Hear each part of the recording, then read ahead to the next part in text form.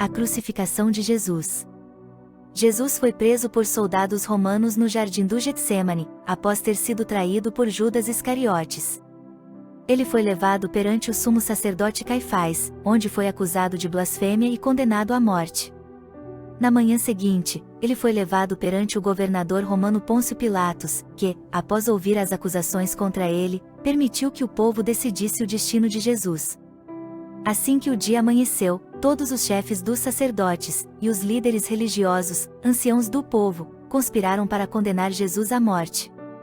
Então, amarrando-o, levaram-no e o entregaram a Pilatos, o governador. Judas com remorso suicida-se. E sucedeu que Judas, seu traidor, ao ver que Jesus havia sido condenado, sentiu terrível remorso e procurou devolver aos chefes dos sacerdotes e aos anciãos as 30 moedas de prata. E declarou: pequei, pois traí sangue inocente. Mas eles alegaram: o que temos a ver com isso? Esta é tua questão. Judas atirou então as moedas de prata dentro do templo e, abandonando aquele lugar, foi e enforcou-se. Entretanto, os chefes dos sacerdotes ajuntaram as moedas e comentaram: é contra a lei depositarmos este dinheiro no cofre das ofertas, pois foi obtido a preço de sangue.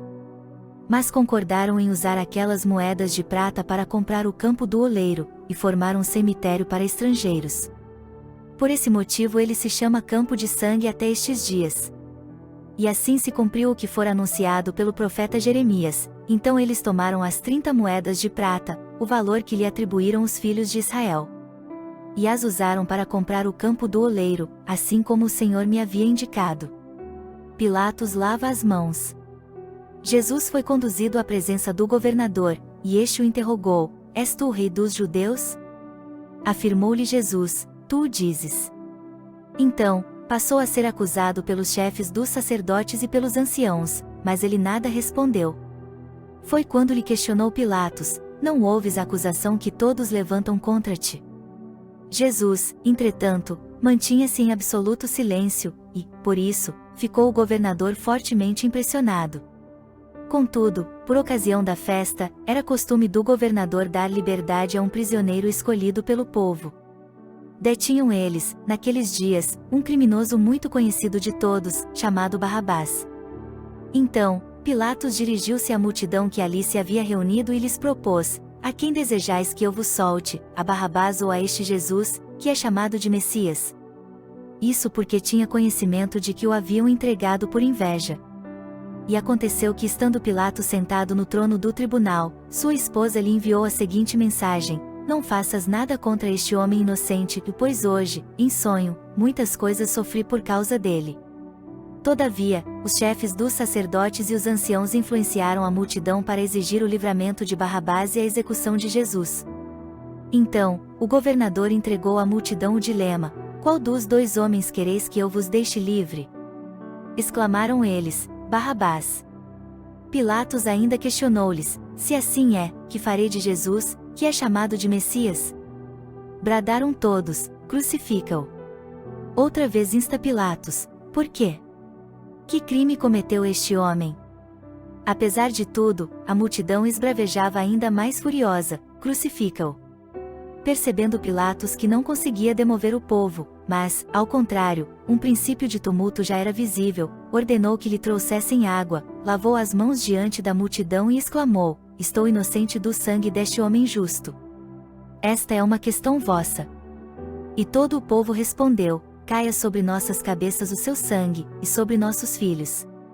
Diante disso, Pilatos soltou-lhes Barrabás, mandou que Jesus fosse flagelado e o entregou para ser crucificado.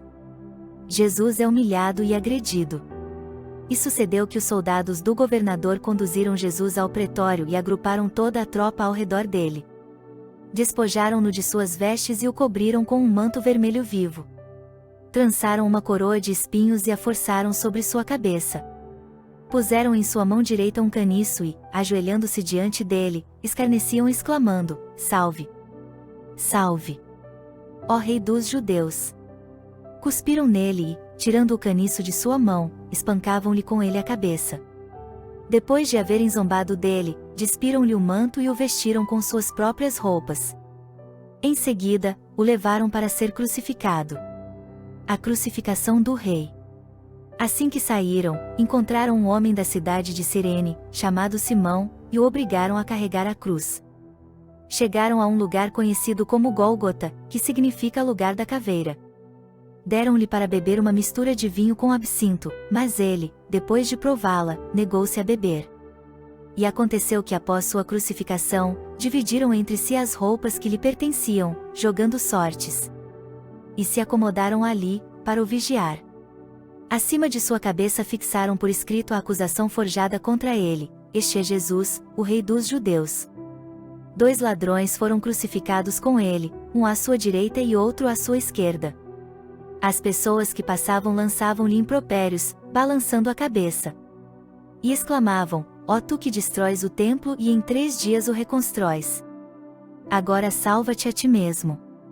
Desce desta cruz, se és o Filho de Deus. Do mesmo modo, os chefes dos sacerdotes, os mestres da lei e os anciãos zombavam dele, vociferando: salvou a muitos, mas a si mesmo não pode salvar-se. É o Rei de Israel. Desça agora da cruz, e passaremos a crer nele. Pregou sua confiança em Deus. Então que Deus o salve neste instante, se verdadeiramente por ele tem piedade, pois afirmou: sou filho de Deus. Igualmente o ultrajavam os ladrões que ao seu lado haviam sido também crucificados. A morte de Jesus na cruz. Então, profundas trevas caíram por sobre toda a terra, do meio-dia às 3 horas da tarde daquele dia. E, por volta das 3 horas da tarde, Jesus clamou com voz forte: Eloi, Eloi, lama sabactani, que significa: meu Deus, por que me abandonaste? Mas alguns dos que ali estavam, ao ouvirem isso, comentaram: ele chama por Elias. Sem demora, um deles correu em busca de uma esponja, embebeu-a em vinagre, colocou-a na ponta de um caniço, ergueu-a até Jesus e deu-lhe a beber. Entretanto, os outros o censuraram: deixa. Vejamos se Elias vem livrá-lo. Então Jesus exclamou, uma vez mais, em alta voz e entregou o Espírito. No mesmo instante, o véu do santuário rasgou-se em 2 partes, de alto a baixo. A terra estremeceu, e fenderam-se as rochas. Os sepulcros se abriram, e os corpos de muitos santos que haviam morrido foram ressuscitados. E, deixando as sepulturas, logo após a ressurreição de Jesus, entraram na cidade santa e apareceram para muitas pessoas. E aconteceu que o centurião e os que com ele vigiavam a Jesus, vendo o terremoto e tudo o que se passava, foram tomados de grande pavor e gritaram: é verdade! É verdade! Este era o Filho de Deus. Estavam presentes várias mulheres, observando de longe, eram discípulas, que vinham seguindo Jesus desde a Galiléia, para o servirem. Entre as quais estavam Maria Madalena, Maria, mãe de Tiago e de José, e a mãe dos filhos de Zebedeu. O sepultamento do corpo de Jesus. Ao pôr do sol chegou um homem rico, de Arimateia, por nome José, o qual havia se tornado discípulo de Jesus. Teve ele uma audiência com Pilatos para pedir-lhe o corpo de Jesus, e Pilatos ordenou que lhe fosse entregue. Então, José tomou o corpo e o envolveu com um lençol limpo de linho. E o colocou em um sepulcro novo, o qual ele próprio havia mandado cavar na rocha. E, fazendo rolar uma grande pedra sobre a entrada do sepulcro, retirou-se. Estavam ali, assentadas em frente ao sepulcro, Maria Madalena e a outra Maria. Pilatos manda vigiar o sepulcro. No dia seguinte, isto é, no sábado, reuniram-se os principais sacerdotes e os fariseus e foram até Pilatos e argumentaram: Senhor, recordamo-nos de que aquele enganador, enquanto vivia, prometeu: passados 3 dias ressuscitarei. Manda, portanto, que o sepulcro dele seja guardado até o 3º dia, para que não venham seus discípulos e, raptando o corpo, proclamem ao povo que ele ressuscitou dentre os mortos. E esta derradeira fraude cause mais dano do que a primeira. Ao que ordenou Pilatos: levai convosco um destacamento. Ide e guardai o sepulcro como melhor vos parecer. Seguindo eles, organizaram um sistema de segurança ao redor do sepulcro. E além de manterem um destacamento em plena vigilância, lacraram a pedra. Se você tem gostado desses conteúdos, não deixe de se inscrever e curtir nosso canal. E pode enviar para seus amigos também. Anuncie a palavra de Deus em todo o tempo.